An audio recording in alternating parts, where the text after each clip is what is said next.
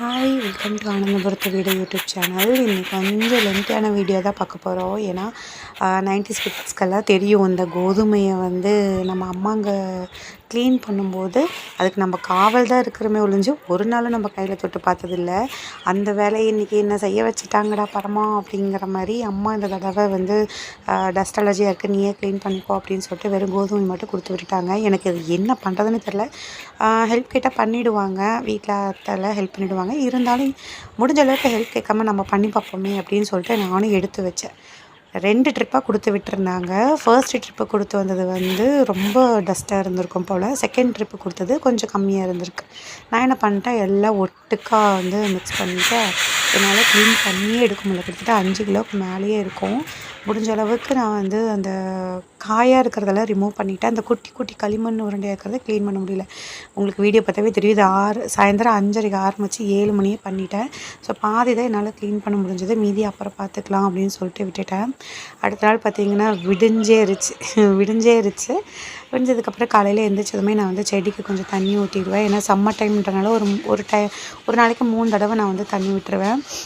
இது ஏற்கனவே மொட்டு வர ஸ்டேஜ் தான். ஒரு டைம் 10 நாள் கண்டினியூஸாக நாங்கள் ஊருக்கு போனதுனால வாட்டர் விடுறதுக்கு மறந்தாச்சு. அது அப்படியே காஞ்சு போயிடுச்சு. பட் அதுலேயே பக்கத்தில் வந்து துளிர் எனக்கு மறுபடியும் அதே செடி உயிரோட கிடச்சிருச்சு. ஸோ அதனால் அந்த தடவை விடக்கூடாதுன்னு தண்ணி நிறையா ஊற்றிட்டு இருந்தேன். அப்புறம் பார்த்திங்கன்னா சைட் பை சைடு வாஷிங்க்கு, ஏன்னா இன்றைக்கி லீவோட 3ஆவது நாள், முன்னையோட லீவ் முடிய போகுது. ஸோ நான் வந்து டெய்லி ரொட்டீன் ஸ்டார்ட் ஆகிடும், ஒர்க்குக்கு போக ஆரம்பிக்கணும். ஸோ லஞ்சை சைட் பை சைடு வந்து செய்ய ஆரம்பிச்சிட்டேன்.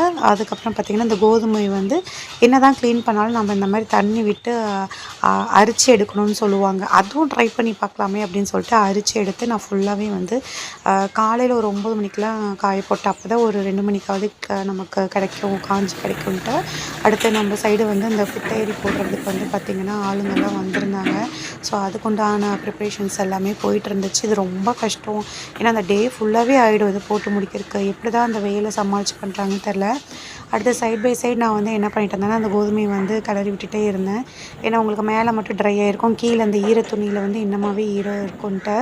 அப்புறம் 11 o'clock ஆனதுமே வந்து கரெக்டாக ஒர்க்கிங் ப்ளேஸில் எனக்கு வந்து டீ கிடச்சிரும். ஸோ அந்த டெம்டேஷன் தான் ஆகிடுச்சு போல் எனக்கு. ஸோ அம்மா மாவு கொடுத்துட்டு இருந்ததுமே வந்து சரி போடலாமே அப்படின்னு சொல்லிட்டு ஒரு அரை பேக்கெட்டு மட்டும் நான் போண்டாக்கு கலந்து சைடு பை சைடு கோதுமையும் எட்டி பார்த்துக்கிட்டு போண்டாவும் நான் வந்து செஞ்சிட்ருந்தேன். சரி கொஞ்சமாவது ரொம்ப க்ரேவிங்ஸாக இருந்தது இந்த 11 o'clock.